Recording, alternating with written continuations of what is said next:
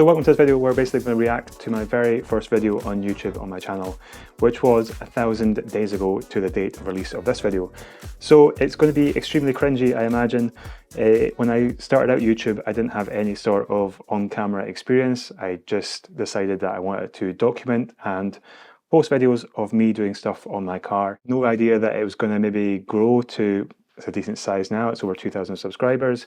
So back then, I was just looking to see if I could actually speak to a camera, record and edit a video and stick it live on YouTube for everyone else to see. So if I start up my screen recording, go into YouTube here, I'll go to my oldest video, 2 years ago, and we'll see how bad it is.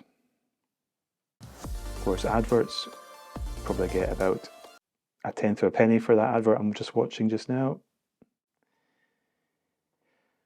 Right, here goes. So, a Powerflex dog bone mount insert for the Seat Leon. Doesn't make a big difference to the car and is easy to install. In this video, I'm going to show you the installation process for the insert and let you know my final thoughts and how the car feels afterwards. Let's go. Right, first of all, yeah, it was very scripted.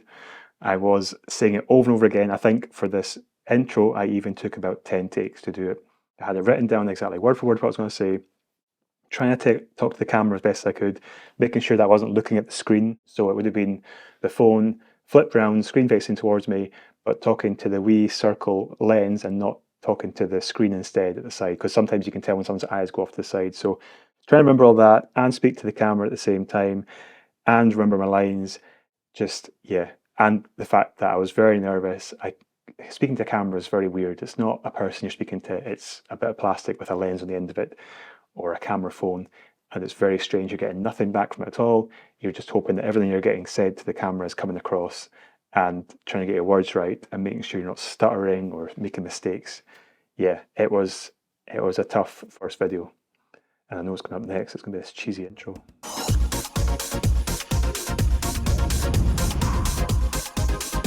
I made that logo with the hammer and spanner and drill. I made it in some sort of logo maker app. I just found then a backdrop of a garage door, and I did some keyframing on the editing software to try and get it to come on, and with the sound effects of the whooshing noise and the cheesy free music. The music I use now for my videos is from Epidemic Sound, so I pay monthly to use this copyright free music. The free music I used to use for these videos, the early videos, was from Audio Library on YouTube, and you could just quote the song link down the bottom of your description and that was fine, and that would pass as being able to use it. But I'm actually getting a few copyright strikes now on some of those videos, and because I haven't been paying for any of it, I haven't really got a leg to stand on, and it just means that the videos that I've used that music on, I can't get any sort of ad revenue back for those videos because it's been copyright strike. So yeah, this free cheesy music was what I used for my intros back then.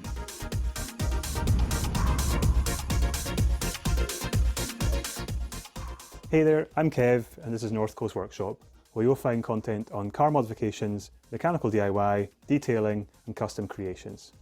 In this video, I'm going to show you the process for installing. So yeah, intros. Here's the thing with intros for YouTube is that you kind of want to get into your video straight away. You kind of just get stuck straight into the task at hand that someone has searched for on YouTube. Someone's usually searched for, say, a oil change. They want to just see the oil change being done and not too much bump beforehand. I used to try and explain what the channel is all about, who I was. I still kind of say who I am when I'm starting a video, but what I do on the channel, no one really cares what other things I do on the channel. They just want to know what I'm doing in that video and how to go about doing it straight away. Yeah, back then I was thinking I'm just going to use this template of introduce the job at hand that I've got to do, then do a wee silly cheesy intro, and then do this part where I'm explaining what I do on the channel, and then get into the video itself. So it's something I've definitely moved on from since the early days. Detailing and custom creations. In this video, I'm going to show you the process for installing a Powerflex dog bone insert on the Seat Leon Mark II.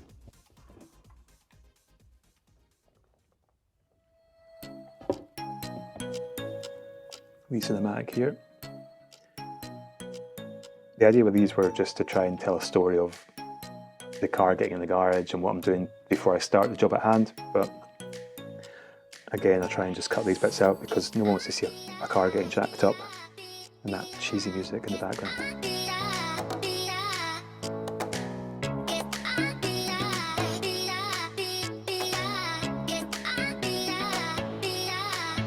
Safety first as always. And that jack's in the bin now. I've got a much better jack now for to work in the car. Right, so first up, I spray the dog bone bush on the car with WD-40. This just helps loosen any dirt inside the bush and hopefully get it to run out, and then also lubricate the surface so that the new bush can go in easier.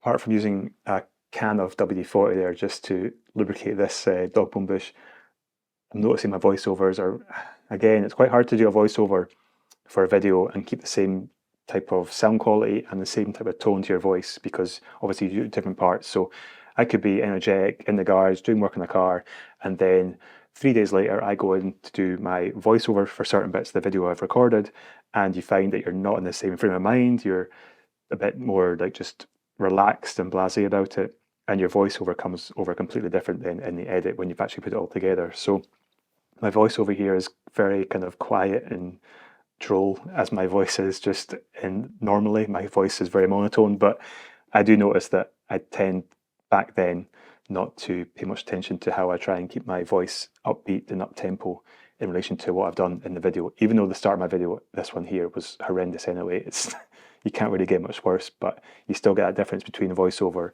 and live speaking to the camera.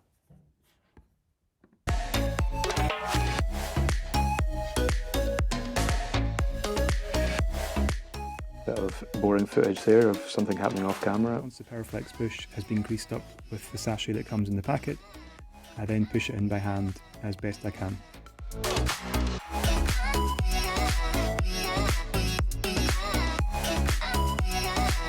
These things are a pain to get in, don't go in very easy. As you can see, it won't go in very far by hand, so I use a trolley jack and a piece of wood to press it. If you are enjoying this cringy moment, then do like the video, please.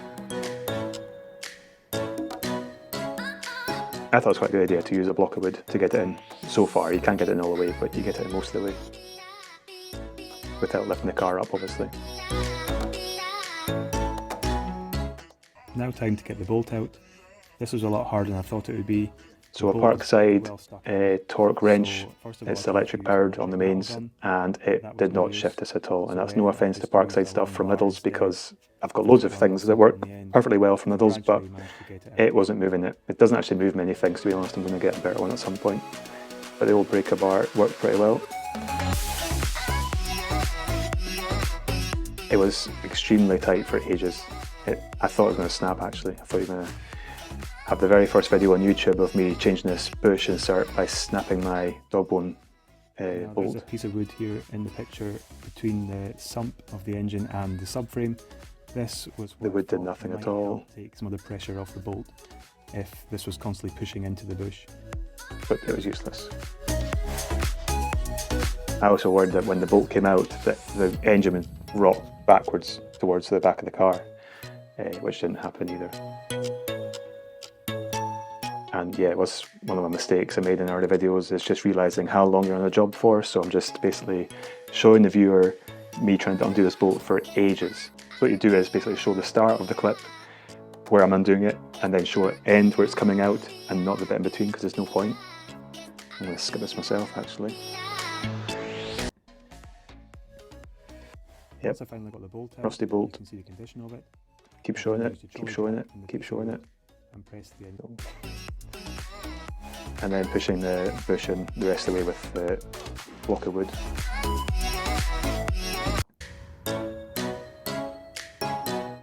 Music was on for ages.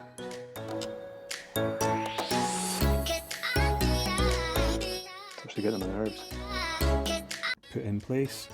This acts as a spacer between the bush and the dog bone insert and stops the larger washer from compressing the insert too much.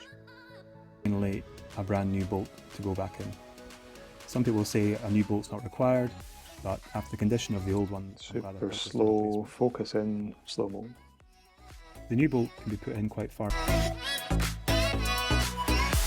Again, just showing tightening up for too long. And then torquing it up. And then finally, it has to be torqued. There's a discussion between whether it's 75 or 96 pounds-foot of torque to be applied to this bolt. In this instance, I applied 75, but there's nothing wrong with applying 96 pounds either.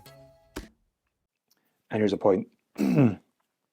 If you do end up quoting any sort of torque readings or torque values on YouTube, you'll tend to get something wrong at some point. So the reason I include torque values is because if I don't, I'll get 20 questions saying, what's the torque value in this video?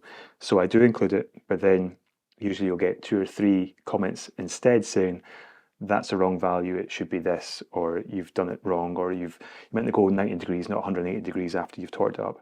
I do research all my torque values. I believe the ones I do quote are as close to the accurate ones as possible, but I still admit, hold my hands up, I might get them wrong sometimes.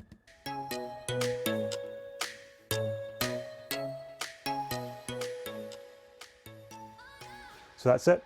The PowerFlex insert is in place. Quite a straightforward installation process. Just say about the backdrop to my videos now. So obviously I've done the garage up since this original videos. Don't get me wrong, having tools on show in the background, it's a kind of workshop style video. WD-40 in the background there, and the tumble dryer. So this is where my tumble dryer lived, up on the worktop. That's why it's quite high up off the ground. And I decided that I wanted to stand in this corner, so I couldn't really avoid having the tumble dryer there in shot as well. The purple lights was because I was seeing like other YouTube channels that had really fancy studio setups.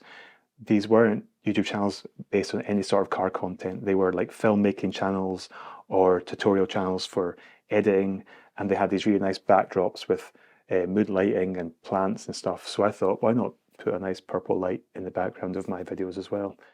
And that's why that's purple as well. It's just, yeah, looking back now, it's a cluttered mess, and they say you shouldn't have a very cluttered background because people are going to focus on you and then start eyes wandering, looking around at everything else you've got, and like the mess I've got in my background. Also, the color is weird. Like I look ill because I'm very pale anyway, partly because I'm ginger, but also the coloring of the whole shot. I was using my phone, I was using the front-facing camera, so I did flip it around, so that's never as good a quality as the camera on the back of the phone, and that's why the quality looks a bit crap. But also the color of the picture looks weird. Like I look really, really pale and pasty, like more than normal, and yeah, it just looks something off about it. Definitely once I got my compact camera, my Canon G7X Mark II, which is this one here I'm recording off of at the side, but once I got that, it made a massive difference to my way my videos looked.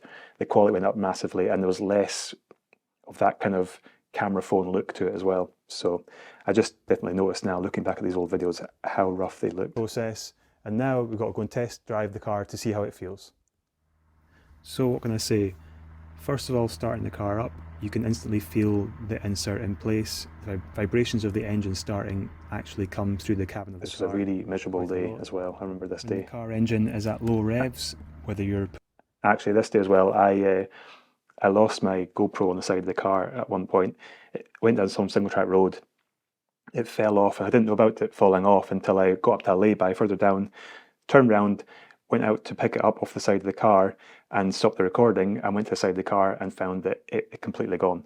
So I had to then walk back along the road for ages. I was looking in ditches, looking on the side of the road, because I was going about maybe 30, 40 when it fell off, and I couldn't find it for ages. And then this car pulled up in front of me, and this woman very kindly handed me my GoPro and says, I'm guessing you're looking for this. So yeah, I saved about £250 worth of camera gear there by her finding that for me, and hence why you're seeing the footage now. Otherwise, it would have been gone for good. The camera itself still works perfectly to this day. It's just had a few scuffs over the sides of it, like where it's landed on the ground, but it's not actually damaged the camera properly. So that was pretty lucky that day. Pulling away in first or reversing, this is where you tend to feel more vibration through the car. Again, a very quiet, droll voiceover for this bit. The insert tends to show its benefits. This is where gear changes are a lot crisper, and there's no more energy sapped by the old. The quality looks really poop. Other drivers that have the insert have reported that they do get softer over time, so this may happen. If not though, I might go and purchase the red PowerFlex bush insert, which is designed for diesel cars and is slightly softer. And obviously, as you expect, I won't need to bring you a how to fit a red dog bone insert, but if I do fit one, then I'll let you know how I'm getting on with it and what a difference. So I have got the red dog bone insert now. I've had it for about 9 months. It's sat in my cupboard in the garage. I am going to insert it into the car at some point, take the other one out. It's maybe a wee bit softer. I've had questions on this video actually. I've had comments saying, have you put the red one in yet? So it is coming, and I'll leave a link in the description down below, or I'll put a link at the end of the video, this video, to say when it's been done, once it's gone live. So yeah, 1,000 days later, and I've still not actually put it on the car yet. Thank you all for watching the video, much appreciated. If you've liked what you've seen, hit the thumbs up button. A classic end screen that I used to use for a few videos. Cheers. But my videos aren't, future videos aren't lining up with the white box. That's where they might cover up that bit. It goes on and on and on. So yeah, it wasn't as painful as I thought actually watching that, but I have noticed a big difference with my videos over the years, and I have got better. And like I said, it is strange talking to a camera for the first time. If you've ever had to do it yourself for any sort of reason, to talk to a camera, maybe you're doing a video that you're sending to someone, like for a job interview of some form, or maybe you're just doing it for social media, talking to a camera and getting no response back from it at all, just speaking to a lens, is quite difficult, but it does become way easier the more you do it. So if you are ever worried about doing it, just get it started, get speaking to a camera, and after the 50th or 100th time of speaking to a camera, you'll find it's so much easier. So thank you for watching this video along with me. Extremely cringy for me especially. I don't know what you thought of it. Let me know down in the comments what you thought of my first video.